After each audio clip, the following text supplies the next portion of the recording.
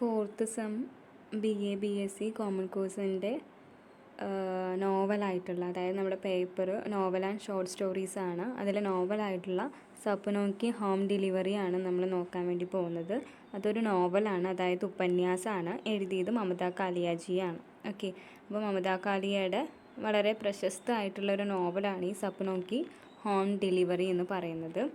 അപ്പോൾ മമത കാലിയനെ കുറിച്ചിട്ട് കുറച്ച് കാര്യങ്ങൾ നമ്മൾ അറിയണം. അപ്പോൾ മമത കാലിയനെ കുറിച്ച് പറയുകയാണെങ്കിൽ उसका जन्म नवंबर 2 1940 में വൃന്ദാവൻ में हुआ. അപ്പോൾ ഉത്തർപ്രദേശിലെ വൃന്ദാവൻ എന്ന് പറയുന്ന സ്ഥലത്ത് 1940 മമത കാലിയാജി ജനിച്ചത്. പിന്നെ അവരുടെ മമത കാലിയയുടെ ഭർത്താവ് पति का नाम रवींद्र कालिया है. वो भी हिंदी के प्रसिद्ध यानी कि जाने माने साहित्यकारों में से एक है. അപ്പോൾ മമത കാലിയയുടെ ഭർത്താവായിട്ടുള്ള രവീന്ദ്ര കാളിയ, അദ്ദേഹവും ഹിന്ദിയിലെ പ്രശസ്തനായിട്ടുള്ളൊരു ലേഖകൻ തന്നെയാണ്. ഓക്കെ, അപ്പോൾ ഭാര്യയും ഭർത്താവും നല്ല രീതിയിൽ രചനകൾ എഴുതുന്ന ആൾക്കാരാണ്. പിന്നെ അവരെക്കുറിച്ച് പറയുകയാണെങ്കിൽ अपनी 9 वर्ष की आयु में ही उन्होंने लेखन कार्य आरंभ कर दिया. മമത കാലിയ അവരുടെ 9ാമത്തെ വയസ്സ് മുതൽ എഴുതാൻ വേണ്ടിയിട്ട് തുടങ്ങി. ഓക്കെ, കുഞ്ഞിലേ തന്നെ ഈ എഴുത്തിനോട് ഭയങ്കര ഇൻട്രസ്റ്റ് ഉള്ള ഒരാളാണ് മമത കാലിയാജി. അതുകൊണ്ട് തന്നെ 9ാം വയസ്സ് മുതൽ അവർ ഈ ഒരു കാര്യത്തിലേക്ക് കടന്നു വന്നിട്ടുണ്ട്. പെഹലെ ഉന്നോനെ കാവ്യരചനായി കിയാ കർത്തി ഥി. അപ്പോൾ ഫസ്റ്റൊക്കെ അവർ എഴുതിയത് കവിതകളാണ്. പിന്നീടാണ് സാഹിത്യക്ക് സഭി വിതാവുമേ അപ്നി തൂലിക ചലായി. അപ്പോൾ ആദ്യം 9ാമത്തെ വയസ്സ് മുതൽ എഴുതാൻ തുടങ്ങി. ആദ്യം കവിതകളും മറ്റുമാണ് എഴുതിയത്, കാവ്യരചനകളാണ് എഴുതിയത്. പിന്നീടാണ് സാഹിത്യത്തിൻ്റെ വിവിധ വിധകളിൽ അവർ എഴുതാൻ വേണ്ടിയിട്ട് തുടങ്ങിയത്. പിന്നെ ഇവരുടെ രചനകളിൽ നോക്കുകയാണെങ്കിൽ നമുക്ക് കാണാൻ പറ്റുന്ന വിഷയം എന്ന് പറയുന്നത്, അല്ലെങ്കിൽ അവരുടെ രചനകളിൽ ഏറ്റവും ഇമ്പോർട്ടൻസ് കൊടുത്തേക്കുന്നത് മാനവീയ മൂല്യോं और संवेदनाओं को अपनी रचनाओं में അഭിവ്യക്ത് करने का प्रयास उन्होंने की है.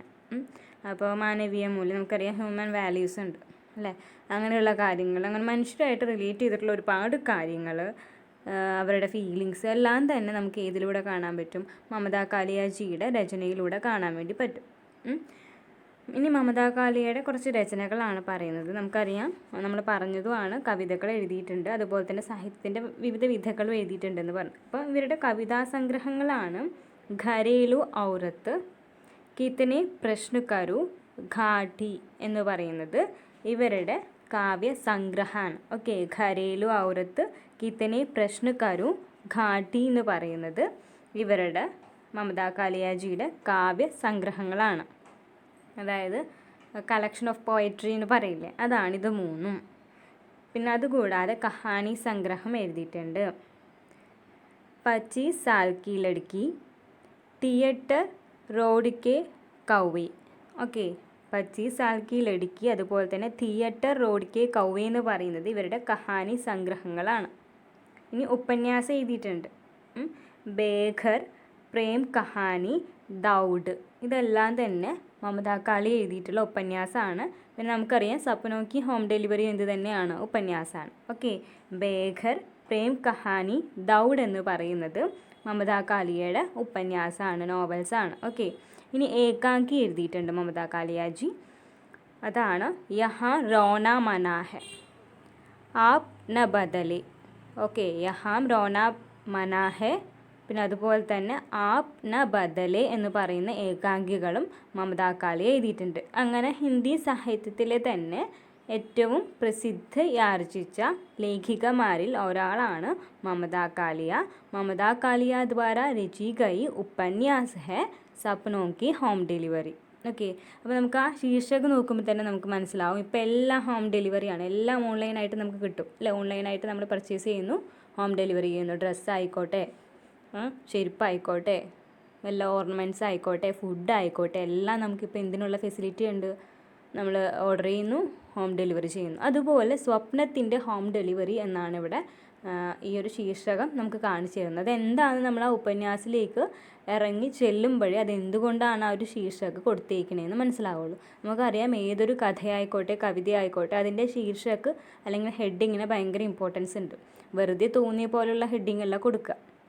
അപ്പോൾ ഇത് ഇവിടെ എന്താണ്, സ്വപ്നത്തിൻ്റെ ഹോം ഡെലിവറിയാണ്. എങ്ങനെയാണ് ആ സ്വപ്നത്തിൻ്റെ ഹോം ഡെലിവറി ഉണ്ടാവുന്നത്, അതിലൂടെ ശരിക്കും ഇന്നത്തെ സമൂഹത്തിൽ ആ മാറുന്ന ചിന്താഗതിയെ എല്ലാം തന്നെ ഉൾക്കൊള്ളിച്ചിട്ട് മമതാ കാളിയെ നല്ല രീതിയിൽ എഴുതിയിട്ടുള്ള ഭയങ്കര നല്ലൊരു ഉപന്യാസമാണ്, നോവലാണ് സപ്നോം കി ഹോം ഡെലിവറി എന്ന് പറയുന്നത്. ഓക്കെ, അപ്പോൾ നോവലാവുന്നതുകൊണ്ട് തന്നെ നമുക്കറിയാം എന്താണ് കുറച്ച് വലുതാണ്. അപ്പോൾ ഇത് ഞാൻ കുറച്ച് ഷോർട്ടാക്കിയിട്ടാണ് പറഞ്ഞുതരാൻ വേണ്ടി പോകുന്നത്. അപ്പോൾ നമുക്കറിയാം ഏതൊരു നോവൽ എടുക്കുമ്പോഴും അതിൻ്റെ കഥാവസ്തു ഉണ്ടാവും. ഫസ്റ്റ് എന്ന് പറയുന്നത് അതിൻ്റെ കഥാവസ്തുവാണ്, അതായത് അതിൻ്റെ കഥ എന്താണ് എന്നുള്ളതാണ്. എന്താണ് മെയിൻ കഥ, അതിനെയാണ് നമ്മൾ കഥാവസ്തു എന്ന് പറയുന്നത്. പിന്നെ രണ്ടാമത്തെയാണ് ചിത്രം. നമുക്കറിയാം ക്യാരക്ടേഴ്സ്.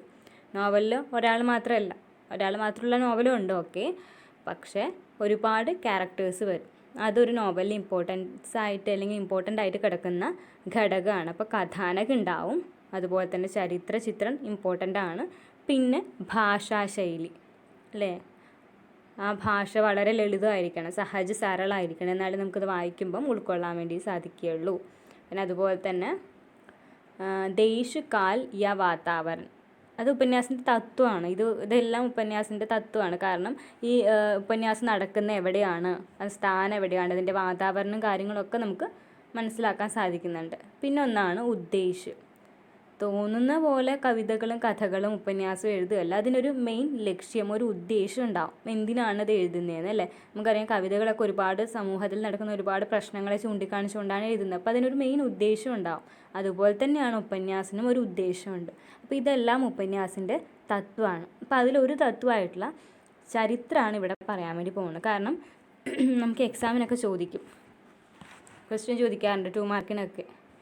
അപ്പോൾ അത് ആരാന്ന് അറിഞ്ഞാലേ നമുക്ക് എഴുതാൻ വേണ്ടി സാധിക്കുകയുള്ളൂ. അപ്പോൾ ഈ സപ്നോം കി ഹോം ഡെലിവറി എന്ന് പറയുന്ന ഉപന്യാസത്തിനകത്ത് വരുന്ന കുറച്ചല്ല അത്യാവശ്യം ക്യാരക്ടേഴ്സിന് ഇതിനകത്ത് ഉൾക്കൊള്ളിച്ചിട്ടുണ്ട്. അപ്പോൾ നോക്കാം. ഫസ്റ്റ് ക്യാരക്ടർ എന്ന് പറയുന്നത്, ചരിത്രം എന്ന് പറയുന്നത് രുചി ശർമ്മയാണ്. ഓക്കെ, രുചി ശർമ്മ ഈ ഉപന്യാസത്തിലെ നായികയാണ് ആരെന്ന് പറയുന്നത്, രുചി ശർമ്മ. ദേശ് കി മഷഹൂർ പാക്കല ഔർ വ്യഞ്ജൻ വിശേഷജ്ഞ, അവിടെ മഷഹൂർ എന്ന് വെച്ചാൽ അറിയപ്പെടുന്ന ഒരു കുക്കറി ഷോ നടത്തുന്ന, അല്ലെങ്കിൽ അത്യാവശ്യം ഫുഡൊക്കെ നല്ല രീതിയിൽ ഉണ്ടാക്കുന്ന ഒരാളാണ് ആരെന്ന് പറയുന്നത്, രുചി ശർമ്മ. ഈ ഒരു ഉപന്യാസത്തിലെ നായികയാണ്. പിന്നെ ഇവിടെ വയസ്സും കൊടുത്തിട്ടുണ്ട്, എത്രയാണ്, 40 വയസ്സോളം ഉണ്ട്. അപ്പോൾ രുചി ശർമ്മയാണ് നമ്മുടെ നായിക കേട്ടോ. അവർ ഒരു ഷെഫാണ് എന്ന് വേണമെങ്കിൽ പറയാം, കുക്കറി ഷോ ഒക്കെ നടത്തുന്ന ആളാണ് രുചി ശർമ്മ. 40 വയസ്സ് പ്രായമുണ്ട്. ഇനി അടുത്തതാണ് സർവേഷ് നാരംഗ്. രണ്ടാമത്തെ മെയിൻ കഥാപാത്രമാണ് സർവേഷ് നാരംഗ്. ഇവർ ഈ ഒരു ഉപന്യാസത്തിലെ നായകാണ്. ഖോജി പത്രക്കാർ. അപ്പോൾ രുചി ശർമ്മ ഷെഫാണ്, അല്ലെങ്കിൽ പാക്കല ഒരു വ്യഞ്ജൻ വിശേഷജ്ഞനാണെങ്കിൽ സർവേഷ് നാരംഗ് ഒരു ഖോജി പത്രക്കാരാണ്, ഒരു പത്രകാരനാണ് ആരെന്ന് പറയുന്നത്, സർവേഷ് നാരംഗ് എന്ന് പറയുന്നത്. അദ്ദേഹത്തിൻ്റെ വയസ്സ് ഉപന്യാസത്തിൽ പറഞ്ഞിരിക്കുന്നത് 50+ ആണ്. എബോവ് 50 ആണ് സർവേഷ് നാരംഗിൻ്റെ വയസ്സ്. ഓക്കെ, ഇനി അടുത്തത് ഖുർബാൻ അലിയും വീരേന്ദ്ര സിംഹുമാണ്. ഇവർ 2 പേരും രുചി ശർമ്മയുടെ അസിസ്റ്റൻ്റാണ്. ഈ സഹായക് എന്ന് പറഞ്ഞാൽ അസിസ്റ്റൻ്റാണ്. കാരണം രുചി ശർമ്മ ഒരുപാട് കുക്കറി ഷോയിൽ ജോലി ചെയ്യുന്ന ഒരാളാണ്. അപ്പോൾ കാ ചാനൽ മേ രുചിക്ക് സഹായക് ഹെ ഖുർബാൻ അലി. കാ എന്ന് പറയുന്ന ചാനലിലെ രുചിയുടെ സഹായകമായിട്ട് അല്ലെങ്കിൽ അസിസ്റ്റൻ്റായിട്ട് വരുന്ന ആളാണ് ഖുർബാൻ അലി.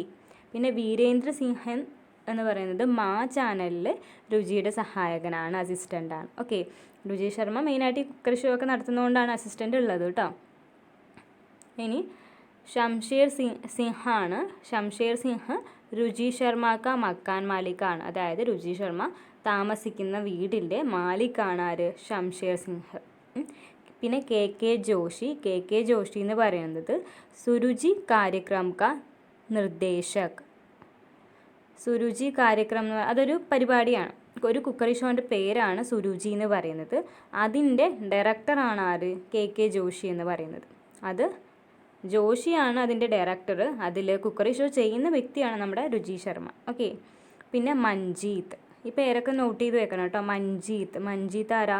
സർവേഷ് കി പെഹലി പത്നി.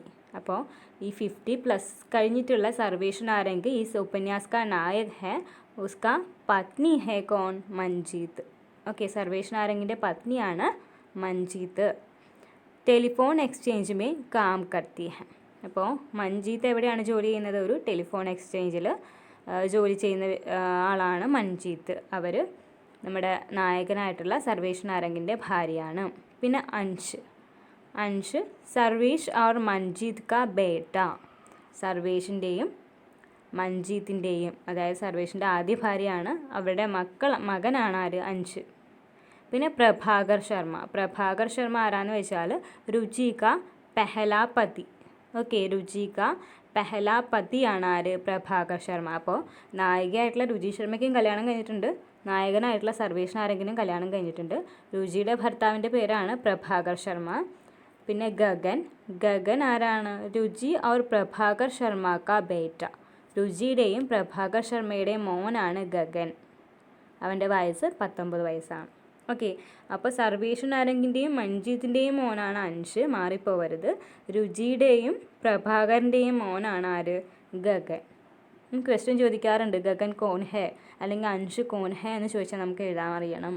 ഓക്കെ, ഇനി ജിഗ്യാസ സിംഹ് और ദാമിനി പിള്ളെ. 2 പേരുകളാണ്, ജിഗ്യാസ സിംഗ് ഒന്ന്, പിന്നെ ദാമിനി പിള്ളെ. ഇവർ 2 പേരും രുചിക്ക് സഹേലിയ, രുചിയുടെ, നമ്മുടെ നായികയായിട്ടുള്ള രുചിയുടെ ഫ്രണ്ട്സാണ് ഇവർ 2 പേരും. ഇത് നോട്ട് ചെയ്ത് വെക്കണം, ക്വസ്റ്റ്യൻ ചോദിച്ചിട്ടുണ്ട്. ജിഗ്യാസ സിംഹും ദാമിനി പിള്ളയും. പിന്നെ സരിതാബായി ആരാ? രുചി और പ്രഭാകർ കെ ഘർ കാ നൗക്കറാണി. അതായത് രുചിയും പ്രഭാകറും അവരെ ഭാര്യയും ഭർത്താവും ആയിരുന്നു. ആ സമയത്ത് അവരുടെ വീട്ടുജോലി ചെയ്ത് വന്നിരുന്ന ആ സ്ത്രീയുടെ പേരാണ് സരിതാബായി എന്ന് പറയുന്നത്. പിന്നെ ബീജി എന്ന് പറയുന്ന ഒരു ക്യാരക്ടർ വരുന്നുണ്ട്. അവർ സർവേഷിൻ്റെ അമ്മയാണ്. ഓക്കെ, ബീജി സർവേഷിൻ്റെ അമ്മയാണ്. പിന്നെ മന്ദ ഉണ്ട്. മന്ദ സർവേഷ് കെ ഘർ കി നൗക്കറാണി. ഓക്കെ, സർവേഷിൻ്റെ വീട്ടിലെ നൗക്കറാണി മന്ദയും രുചി ശർമ്മയും പ്രഭാകറിൻ്റെയും വീട്ടിലെ നൗക്കറാണി സരിതാബായും ആണ്. ഓക്കെ, അപ്പോൾ ഇങ്ങനെ ഇത്രയും മെയിൻ ക്യാരക്ടേഴ്സ്. ഇനി ഒരു 2-3 ക്യാരക്ടറും കൂടി ഉണ്ട്, പക്ഷെ മെയിനായിട്ട് ഇവരൊക്കെയാണ് ഈ ഒരു ഉപന്യാസത്തിനകത്ത് വരുന്നത്. അപ്പോൾ ഇതിനകത്ത് നമുക്ക് ഇന്നത്തെ സമൂഹത്തിൽ ഒരുപാട് കാര്യങ്ങൾ, ഇന്ന് നടക്കുന്ന കാര്യങ്ങൾ, റിലേഷൻഷിപ്പ്, അതിനെക്കുറിച്ചിട്ടൊക്കെ നമുക്ക് മനസ്സിലാക്കാൻ വേണ്ടി സാധിക്കും. പഴയ റിലേഷൻഷിപ്പൊന്നും അല്ല ഇന്ന് ലിവിങ് ടുഗദറും മറ്റുമൊക്കെ ആയിട്ട് പോയിക്കൊണ്ടിരിക്കുന്ന കാലഘട്ടമാണ്. അപ്പോൾ ആ മാറ്റത്തിനനുസരിച്ചിട്ടുള്ള ഒരു നോവലായിട്ട് നമുക്ക് വേണമെങ്കിൽ ഈ ഒരു മമതാ കാലിയയുടെ സപ്നോ കി ഹോം ഡെലിവറി കാണും. നമ്മൾ മുഴുവനായിട്ട് നോവൽ എന്താണെന്നല്ല നോക്കാൻ പോകുന്നത്, ജസ്റ്റ് അതിൻ്റെ സമ്മറി ആണ് എഴുതിയിരിക്കുന്നത്. അപ്പോൾ അതിനോടൊപ്പം തന്നെ അതിൻ്റെ കഥയും കൂടി പറയണം എന്ന് വിചാരിക്കുന്നുണ്ട്. അപ്പോൾ നമുക്കിനി അതിൻ്റെ സാരാംശം നോക്കാം. സമ്മറിയാണ് നോക്കാൻ വേണ്ടി പോണത്. കുറച്ച് ലെങ്തിയാണ്, കാരണം നോവലാണ്, കഥ മനസ്സിലാവും വേണമല്ലോ. നമുക്ക് നോക്കാം. हिंदी के वरिष्ठ कथाकार हैं ममता कालिया. उन्होंने साहित्य की लगभग सभी विधाओं में अपनी तूलिका चलाई है. वह अपनी रचनाओं में महिलाओं से जुड़े सवाल उठाती है और उसके उत्तर देने की कोशिश भी करती है. बेघर, प्रेम कहानी, दौड़, नरक दर नरक आदि उनके प्रसिद्ध उपन्यास है. അപ്പോൾ ഫസ്റ്റ് പാരഗ്രാഫിനകത്ത് നമുക്കറിയാം, സമ്മറി എഴുതുമ്പോൾ നമ്മളെപ്പോഴും ആരാണോ റൈറ്റർ അവരെ കുറിച്ചിട്ടാണ് എഴുതുന്നത്. അപ്പോൾ ഹിന്ദി സാഹിത്യത്തിലെ ഏറ്റവും പ്രശസ്തി ആർജിച്ചിട്ടുള്ള ഒരു ലേഖികയാണ് മമതാ കാലിയ. അവർ അത്യാവശ്യം സാഹിത്യത്തിലെ എല്ലാ വിധകളിലും എഴുതിയിട്ടുണ്ട്. പിന്നെ അവരുടെ രചനകളിലൂടെ നമുക്കിതുപോലെ സ്ത്രീ സംബന്ധമായിട്ടുള്ള ഒരുപാട് കാര്യങ്ങൾ നമുക്ക് മനസ്സിലാക്കാൻ വേണ്ടി പറ്റും. അപ്പോൾ അതിനോടൊപ്പം തന്നെ അതിൻ്റെ ക്വസ്റ്റ്യൻസ്, അതായത് ചോദ്യം ഉയർത്തും. അല്ലേ, ചോദ്യം എന്ന് പറയുന്നത് ആ ഒരു നോവലായിക്കോട്ടെ, അല്ലെങ്കിൽ സ്റ്റോറി ആയിക്കോട്ടെ, അല്ലെങ്കിൽ കവിത ആയിക്കോട്ടെ, എല്ലാത്തിലും ഇമ്പോർട്ടൻ്റ് ആയിട്ട് കിടക്കുന്നതാണ് ഈ കഥ, അല്ലെങ്കിൽ സ്റ്റോറിയിലൊക്കെ ഇമ്പോർട്ടൻ്റ് ആയി കിടക്കുന്നതാണ് ഈ ക്വസ്റ്റ്യൻ എന്ന് പറയുന്നത്. അപ്പോൾ ഇവർ ഈ ഒരു രചനയിലൂടെ എന്ത് ക്വസ്റ്റ്യൻസ്, സ്ത്രീ സംബന്ധമായിട്ടുള്ള ചോദ്യങ്ങൾ ഉയർത്തുന്നുണ്ട്. അതിനോടൊപ്പം തന്നെ അതിൻ്റെ ഉത്തരങ്ങൾ നൽകാനുള്ള ഒരു ശ്രമവും മമതാ കാളിയാജി നടത്തുന്നുണ്ട്. പിന്നെ ഈ ഭേഗർ, പ്രേം കഹാനി, ദൗഡ്, നരക് എന്ന് പറയുന്നത് ഇവരുടെ ഉപന്യാസമാണ്, നോവലാണ്. ഇതാണ് മമതാ കാളിയുടെ ഒരു ഇൻട്രോ എന്ന് പറയുന്നത്. ഇനി ഉപന്യാസിനെ കുറിച്ചിട്ടാണ് പറയാൻ പോകുന്നത്. അതിൻ്റെ സാരാംശമാണ് सपनों की होम डिलीवरी ममता कालिया द्वारा രചിത് ബഹുചർച്ചിത് ഉപന്യാസ് ഹെ. ഇപ്പോൾ സപ്നോം ഹോം ഡെലിവറി മമതാ കാളിയ എഴുതിയിട്ടുള്ള അത്യാവശ്യം പ്രശസ്തി ആർജിച്ചിട്ടുള്ള ഉപന്യാസമാണ്. വക്ത് കെ സാത്ത് ബദൽത്തെ റിശ്തേ കോ കേന്ദ്ര में रख कर यह उपन्यास लिखा गया है. അതായത് സമയത്തിനനുസരിച്ചിട്ട് മാറുന്ന ബന്ധങ്ങളെ മുൻനിർത്തിയിട്ടാണ് ഇവർ ഈ ഒരു ഉപന്യാസം എഴുതിയിട്ടുള്ളത്. നമുക്കറിയാം കാലത്തിനനുസരിച്ച് കോലം മാറുമെന്ന് പറയുന്നത് പോലെ തന്നെ ഇപ്പോൾ റിലേഷൻഷിപ്പിലും ഒരുപാട് മാറ്റങ്ങൾ വന്നിട്ടുണ്ട്. അതിനെ ബേസ് ചെയ്തിട്ടാണ് മമതാ കാളിയ സപ്നോം കി ഹോം ഡെലിവറി എന്ന് പറയുന്ന ഉപന്യാസം എഴുതിയിരിക്കുന്നത്. उपन्यास की नायिका रुचि शर्मा मशहूर पाक कला और व्यंजन विशेषज्ञ मानी जाती है. അപ്പോൾ ഉപന്യാസിലെ നായികയായിട്ട് വരുന്നതാണ് ആര്? രുചി ശർമ്മ. നമ്മൾ ക്യാരക്ടർ സ്കെച്ച് പറയുന്ന സമയത്ത് പറഞ്ഞു. അപ്പോൾ രുചി എന്താണ്? അവിടെ ഉള്ള ആ പ്രദേശത്തെ ഏറ്റവും ഫേമസ് ആയിട്ടുള്ള ഒരു പാകകല വിശേഷജ്ഞനാണ്. നല്ല കുക്കറി ഷോയും അല്ലെങ്കിൽ അത്യാവശ്യം നല്ല രീതിയിൽ കുക്ക് ചെയ്യുന്ന ഒരു വ്യക്തിയാണ്, ഒരു ഷെഫാണ് ആരെന്ന് പറയുന്നത് രുചി ശർമ്മ. ഉസ്കെ നാം സെ 5 വ്യഞ്ജൻ പുസ്തകേം ഭി ഛപി ഹുയി ഹെ. അപ്പോൾ ഇവരുടെ പേരിൽ 5 പുസ്തകം പ്രിൻ്റ് ചെയ്ത് വന്നിട്ടുണ്ട്. രുചി അത്രയും ഫേമസ് ആണ്. അപ്പം 5 പുസ്തകങ്ങളുടെയും പ്രത്യേകത എന്താണെന്ന് വെച്ചാൽ ഇവരുടെ 5 പുസ്തകങ്ങളും ഈ രുചി എന്നുള്ള പേര് ചേർത്തിട്ടാണ് ഉള്ളത്. അപ്പോൾ നമുക്ക് പെട്ടെന്ന് മനസ്സിലാക്കാൻ പറ്റും. അങ്ങനെ 5 പുസ്തകങ്ങൾ രുചി ശർമ്മ എഴുതിയിട്ടുണ്ട്. അപ്പോൾ ഈ നോവലിലെ നായികയായിട്ടുള്ള രുചി ശർമ്മ അവരുടെ പേരിൽ 5 പുസ്തകങ്ങളുണ്ട്. ആ പുസ്തകങ്ങളുടെ പേര് ഞാനൊന്ന് വായിക്കാം. രുചി കി രസോയി, രുചി കെ രസീലെ വ്യഞ്ജൻ, രുചി കെ നാശ്തെ, രുചി പക്വാൻ ഔർ രുചി രസ്ന എന്ന് പറയുന്ന പുസ്തകങ്ങളാണ് പ്രിൻ്റ് ചെയ്ത് വന്നിരിക്കുന്നത്. രുചി കാ ഔർ മാ ചാനലോ മേ കാം കർത്തി ഹെ. അപ്പോൾ പിന്നെ ഈ കാ അല്ലെങ്കിൽ മാ എന്ന് പറയുന്ന ചാനലുകൾ രുചി ജോലി ചെയ്യുന്നുണ്ട്, ഈ കുക്കറി ഷോ നടത്തുന്നുണ്ട്. രുചി को इतनी प्रशंसक और प्रशंसिकाएं है क्योंकि उसने कभी भी अपनी व्यंजन और प्रस्तुतिकरण में दोहराव न डाली. അപ്പോൾ രുചിയുടെ കാര്യം എടുക്കുകയാണെങ്കിൽ അവളുടെ എന്താ പറയുക, അപ്പോൾ രുചിയുടെ ഏറ്റവും വലിയ പ്രത്യേകത എന്താണെന്ന് വെച്ചാൽ അവർ നല്ല രീതിയിൽ കുക്ക് ചെയ്യുമായിരുന്നു, ഒരുപാട് ഷോസും ചെയ്യുമായിരുന്നു, കുക്കറി ഷോ ചെയ്യുമായിരുന്നു. പിന്നെ അവരുടെ ഏറ്റവും വലിയ പ്രത്യേകത എന്താണെന്ന് വെച്ചാൽ അവരൊരിക്കൽ പോലും അവരുടെ ഫുഡ് ഐറ്റം, വ്യഞ്ജൻ എന്ന് പറഞ്ഞാൽ നമ്മുടെ സ്വര വ്യഞ്ജൻ, ആ വ്യഞ്ജനല്ല, ഫുഡ് ഐറ്റം ആണ് പറയുന്നത്. അവരുടെ ആ ഭക്ഷണ പദാർത്ഥത്തിൽ ഒരിക്കലും ദൊഹരാവ് നടാലി, റിപ്പീറ്റേഷൻ ഉണ്ടായിട്ടില്ല. അതുപോലെ തന്നെ അവതരണത്തിലും, അവതരണം. അപ്പോൾ അതുകൊണ്ട് തന്നെ അവതരണത്തിലും അതുപോലെ തന്നെ റിപ്പീറ്റ് ചെയ്തിട്ട് ഫുഡ് ഉണ്ടാക്കാത്തതുകൊണ്ടും സെയിം ഫുഡ് തന്നെ അടുത്ത ഷോയ്ക്കും ഉണ്ടാക്കാറില്ല. അങ്ങനെയുള്ളത് കൊണ്ട് തന്നെ അതായത് നമുക്കറിയാം, നമ്മൾ ഒരുപാട് പേര് കുക്കറി ഷോസ് കാണുന്നതാണ്, അല്ലെങ്കിൽ വീട്ടമ്മമാർ കാണുന്നതാണ്. അപ്പോൾ എല്ലാവർക്കും ഭയങ്കര ഇഷ്ടമാണ് ആര്? രുചി ശർമ്മയെ. കാരണം അവർ ഇങ്ങനത്തെ ഒരു സ്വഭാവമായിരുന്നു, നല്ല രീതിയിൽ കുക്ക് ചെയ്യുമായിരുന്നു, പുതിയ പുതിയ വെറൈറ്റി ഐറ്റംസ് ആയിട്ട് വരും. അതുപോലെ തന്നെ അവതരണവും അതുപോലെ തന്നെ ഒരു പുതുമ നമുക്ക് കാണാൻ വേണ്ടി പറ്റും. അതുകൊണ്ട് ഇവർക്ക് ഒരുപാട് ഫാൻ ഉണ്ടായിരുന്നു. एक दिन रुचि के कार्यक्रम सुरुचि में सर्वेश नारंग का पत्र आता है. ഓക്കെ, ഇപ്പോൾ ഇത്രയും നേരം നമ്മൾ പറഞ്ഞ നായികയെ കുറിച്ചിട്ടാണ്. നായിക ഭയങ്കരമാണ്, നന്നായി കുക്കറി ഷോയിൽ ഭയങ്കര പുലിയാണ് എന്നുള്ള കാര്യങ്ങളൊക്കെ പറഞ്ഞു. അങ്ങനെ ഇരിക്കുകയാണ് നമ്മുടെ നായകനായിട്ടുള്ള സർവേഷ് നാരംഗിൻ്റെ ഒരു ലെറ്റർ എവിടേക്ക് വരുന്നത്?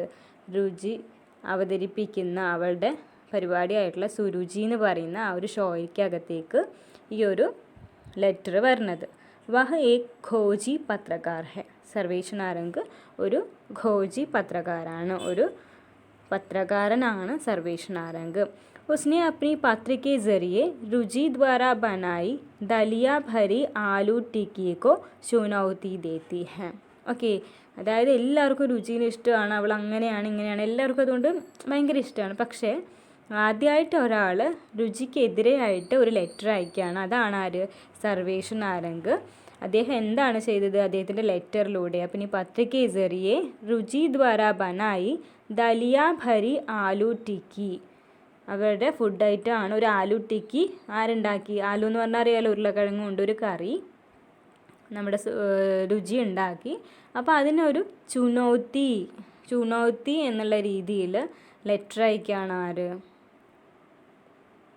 സർവേഷ് നാരംഗ് ചെയ്യുന്നത്. ഒരു ചുനൗത്തി, ഒരു വാണിംഗ് എന്നുള്ള രീതിയിൽ അല്ല, എല്ലാവരും നല്ലത് പറയുകയും നല്ല രീതിയിൽ രുചിനെ കാണുമ്പോൾ ആദ്യമായിട്ട് ഒരാൾ അവളുടെ ആ ഒരു ഫുഡ് ഐറ്റം അതിനെ എതിർത്തുകൊണ്ട്, അവളുടെ ആലു ടിക്കി ഉണ്ടാക്കിയത് എതിർത്തുകൊണ്ട് ഒരാൾ ലെറ്റർ അയക്കുകയാണ്. ആ വ്യക്തിയാണ് ഈ ഉപന്യാസിലെ നായകനായിട്ടുള്ള സർവേഷ് നാരംഗ്. അദ്ദേഹം ഒരു ഖോജി പത്രക്കാരാണ്.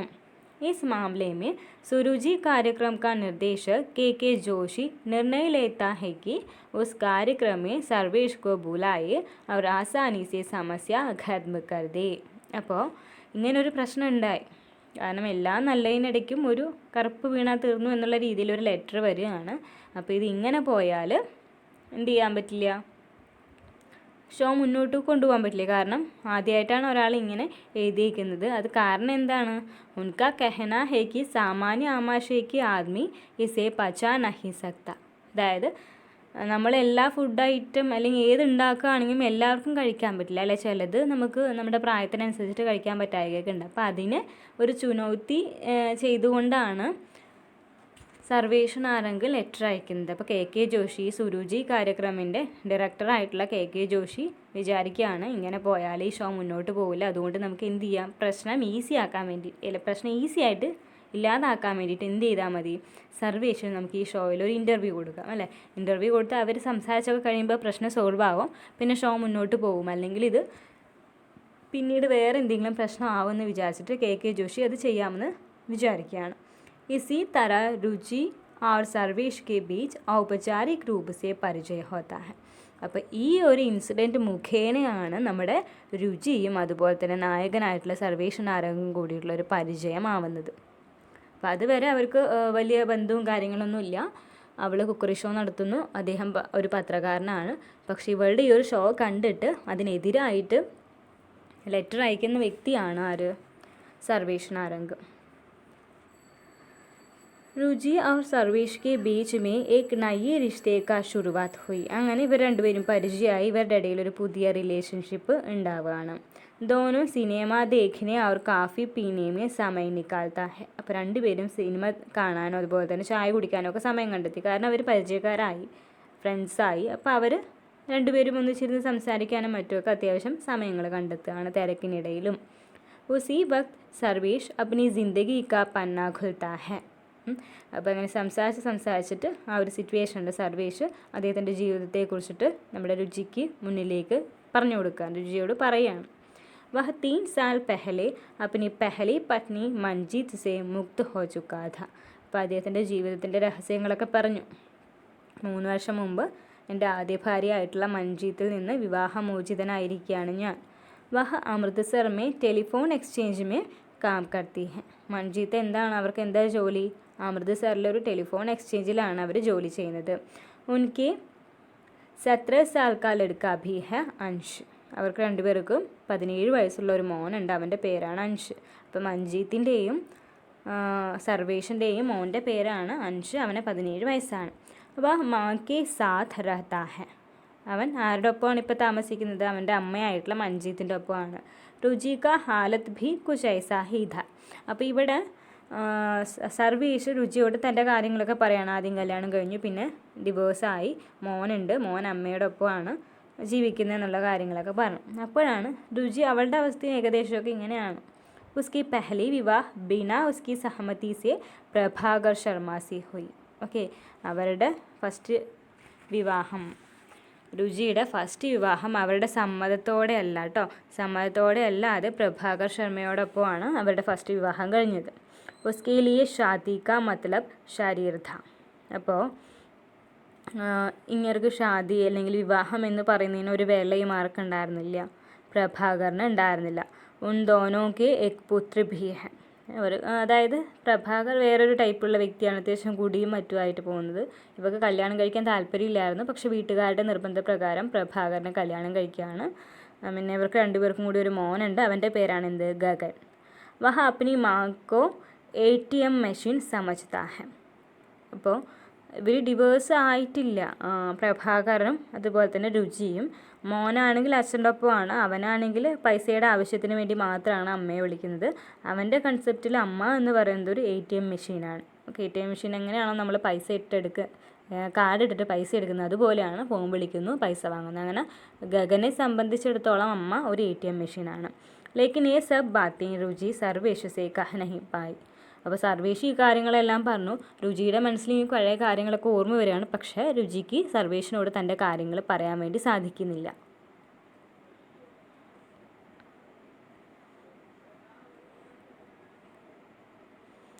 രുചി और സർവേഷ് के बीच का रिश्ता पनपता रहता है. അങ്ങനെ ഇവർ രണ്ടുപേരും തമ്മിലുള്ള റിലേഷൻഷിപ്പ് അങ്ങ് മുന്നോട്ട് പോവുകയാണ്. സർവേഷ് का उम्र 50 बीत चुका है, രുചി को 40. ഓക്കെ, സർവേഷിന് 50 കഴിഞ്ഞു, രുചിക്ക് 40 കാരണം രണ്ടുപേർക്ക് കല്യാണം കഴിഞ്ഞ് ഓരോ മക്കളുള്ളതാണ്. इस उम्र में भी वे अपनी ज़िंदगी को रंगीन बनाना चाहता है. ഓക്കെ, ഇപ്പോൾ ഈ ഒരു അവസ്ഥയിൽ അത്യാവശ്യം പ്രായമായി, മിഡിൽ ഏജ് ആണ്, പക്ഷേ അവരിപ്പോഴും തൻ്റെ ജീവിതം നല്ല രീതിയിൽ കളർഫുള്ളാക്കാൻ വേണ്ടി ശ്രമിക്കുകയാണ്. അപ്പോൾ ഇവിടെ നമുക്ക് കാണാൻ പറ്റുന്നത് നോക്കൂ, കല്യാണം അല്ലെങ്കിൽ ഡിവേഴ്സ് ആയിട്ടുള്ള ഒരാൾ മറ്റൊരാളോട്, ഒരാണിനോടൊരു സ്ത്രീ മിണ്ടുകയാണെങ്കിൽ അത് തെറ്റാണ്, അത് അവൾ വേറെ ടൈപ്പാണ് എന്ന് കാണുന്ന സമൂഹമാണ്. ഇപ്പോഴും ഉണ്ട്, ഇപ്പോഴും കുറച്ച് ഡെവലപ്മെൻറ്റ് ഉണ്ടായാലും ഇന്നും അതൊക്കെ ഉണ്ട്. അപ്പോൾ അതിനെയൊക്കെ മാറ്റി മറിച്ചിട്ട് പുതിയ റിലേഷൻഷിപ്പിനെ കാണിച്ചു തരികയാണ് ഇവിടെ മമതാ കാളി ചെയ്യുന്നത്. അപ്പോൾ ഇവർ രണ്ടുപേരും ഫ്രണ്ട്സായി ഇവരുടെ ജീവിതം കുറച്ചുകൂടി കളർഫുൾ ആക്കുകയാണ് രുചിയും സർവേഷും. അവരുടെ രണ്ടുപേരുടെയും ബാക്ക്ഗ്രൗണ്ട് ഒന്നാണ്, ഒരുപാട് വിഷമങ്ങളും മറ്റുമൊക്കെ സഹിച്ചിട്ടുള്ള ആൾക്കാരാണ്. दामिनी पिल्ले और जिज्ञासा सिंह रुचि की सहेलियाँ है, रुचि उसे सर्वेश से मिलवाता है. അപ്പോൾ ദാമിനി പിള്ളയും ജിജ്ഞാസ സിംഗും രുചിയുടെ ഫ്രണ്ട്സാണ്, അവരുമായിട്ട് പരിചയം ഉണ്ടാക്കുന്നുണ്ട്. അതായത് രുചി പരിചയപ്പെടുത്തുന്നുണ്ട് സർവേഷിന്, ഇവരാണ് ഫ്രണ്ട്സ് എന്ന് പറഞ്ഞ് കോഫി ഷോപ്പിൽ പോകുമ്പോൾ അങ്ങനെ പരിചയപ്പെടുത്തുന്നൊക്കെ ഉണ്ട്. ऐसे दिन गुजर गए, सर्वेश दुखी होकर रुचि को फ़ोन करता है और कहता है कि वो अपनी बेटे को खो चुका है. അങ്ങനെ ഇവർ നല്ല പരിചയമായി, അത്യാവശ്യം രണ്ടുപേരും അത്യാവശ്യം നല്ല റിലേഷൻഷിപ്പിലൊക്കെ ആയി. ആ സമയത്ത് ഒരു ദിവസം സർവേഷ് രുചിനെ ഫോൺ ചെയ്യുകയാണ്. എന്നിട്ട് പറയാണ് എന്താണ്, ഞാൻ എൻ്റെ മോനെ, അതായത് എനിക്ക് എൻ്റെ മോൻ നഷ്ടപ്പെട്ടു എന്ന് സർവേഷ് രുചിയോട് പറയാണ്. വഹ് ഡ്രഗ്സ് ലേത്താ ഥാ, എന്താണ്, അവൻ ഡ്രഗ്സ് യൂസ് ചെയ്യുന്നുണ്ടായിരുന്നു, അങ്ങനെ എനിക്ക് എൻ്റെ മോനെ നഷ്ടമായെന്ന് ഭയങ്കര സങ്കടത്തോടു കൂടി സർവേഷ് രുചിയെ വിളിച്ച് പറയുകയാണ്. രുചിക്കോ തബ് അപ്നി ഗഗൻ കാ ഭി യാദ് ആത്തി ഹെ. അപ്പോൾ നമുക്കറിയാം സർവേഷ് അവൻ്റെ ബാക്ക്ഗ്രൗണ്ടും അല്ലെങ്കിൽ അവൻ്റെ പഴയ കാര്യങ്ങളൊക്കെ പറയുന്ന സമയത്ത് രുചിയുടെ മനസ്സിലും അത് തന്നെയാണ്, അവളുടെയും എന്ത് തന്നെയാണ്, സെയിം അവസ്ഥ തന്നെയാണ്. അപ്പോൾ ഇപ്പോൾ മോൻ മരിച്ചപ്പോൾ അൻഷു മരിച്ചപ്പോൾ ഇവൻ വിളിച്ച് പറയാണ്, സർവേഷ് രുചിനെ വിളിച്ച് പറയാണ്, സങ്കടം പറയാണ്. അപ്പോൾ ആ സമയത്ത് രുചിക്ക് തൻ്റെ മോനായിട്ടുള്ള ഗഗനെ ഓർമ്മ വരികയാണ്. അപ്നി ബച്പൻ മേ ഗഗൻ ഷരാബ് പീനെ മേ പ്രഭാകർ കാ ഹാത്ത് ഥാ. അപ്പോൾ അവിടെയും ഇതൊക്കെ തന്നെയാണ് അവസ്ഥ, കാരണം അച്ഛൻ പ്രഭാകർ, രുചിയുടെ ഭർത്താവായിട്ടുള്ള പ്രഭാകർ അത്യാവശ്യം നല്ല രീതിയിലുള്ള കുടിയനാണ്. അദ്ദേഹം വിവാഹം എന്ന് പറയുന്നതിന് ഒരു മീനിങ് ഇല്ല, ഒരു പ്രത്യേകതരം ആളായിരുന്നു. അപ്പോൾ ഈ ചെറിയ കുട്ടി ആയിരിക്കുമ്പോൾ തന്നെ ഗഗനെ ഈ കള്ള് കുടിപ്പിക്കാൻ അല്ലെങ്കിൽ ഇങ്ങനെയുള്ള കാര്യങ്ങളൊക്കെ യൂസ് ചെയ്യിപ്പിക്കാൻ പ്രേരിപ്പിച്ചതും പ്രഭാകർ തന്നെയാണ്. അപ്പോൾ ഇവിടെ സർവേഷ് വിളിച്ച് തൻ്റെ മോൻ്റെ വിഷമം പറയുമ്പം രുചി തൻ്റെ മോനെക്കുറിച്ച് ആലോചിക്കുകയാണ്. പ്രഭാകർ അപ്നി ബാരെ മേ ഹി സോച്ചതാ ഹെ, ഏക് ദിൻ വഹ് ഘർ കി നൗകറാനി സരിത കോ പകഡ്താ ഹെ. നോക്കൂ, പ്രഭാകർ ഒരു വൃത്തികെട്ട മനുഷ്യനാണ്, കുടിയനാണ്. ഒരു ദിവസം എന്താണ്, പ്രഭാകരൻ അവൻ്റെ കാര്യം മാത്രം നോക്കിയാൽ മതി. ഒരു ദിവസം വീട്ടു ജോലിക്ക് വന്ന സരിതയെ എന്താണ് ഒരു എന്താ പറയുക, ശല്യം ചെയ്യാൻ ആര് നോക്കിയിട്ടുണ്ട്, ഇവൻ നോക്കിയിട്ടുണ്ട്, പ്രഭാകർ നോക്കിയിട്ടുണ്ട്. അപ്പോൾ അങ്ങനെയുള്ളൊരു വ്യക്തിയാണ് പ്രഭാകർ എന്ന് പറയുന്നത്. ഓക്കെ, അപ്പോൾ രണ്ടുപേരുടെയും എന്താണ് ഏകദേശം സെയിം സ്റ്റോറി തന്നെയാണ്, രണ്ടുപേരും ഏകദേശം ഒരേ വിഷമങ്ങൾ തന്നെയാണ്. എന്നാലും അവരുടെ ജീവിതത്തിൽ ആ വിഷമങ്ങളുണ്ട്, അവരവരുടെ പാസ്റ്റിനെ കുറിച്ച് ചിന്തിച്ച് വിഷമിക്കാതെ പുതിയത് എന്താണ് അല്ലെങ്കിൽ പ്രസൻറ്റ് എന്താണ് അതിനെക്കുറിച്ചിട്ട് ചിന്തിച്ചിട്ട് നല്ല രീതിയിൽ ലൈഫ് മുന്നോട്ട് കൊണ്ടുപോകാൻ ആഗ്രഹിക്കുന്ന 2 വ്യക്തികളാണ് സർവേഷും രുചി ശർമ്മയും.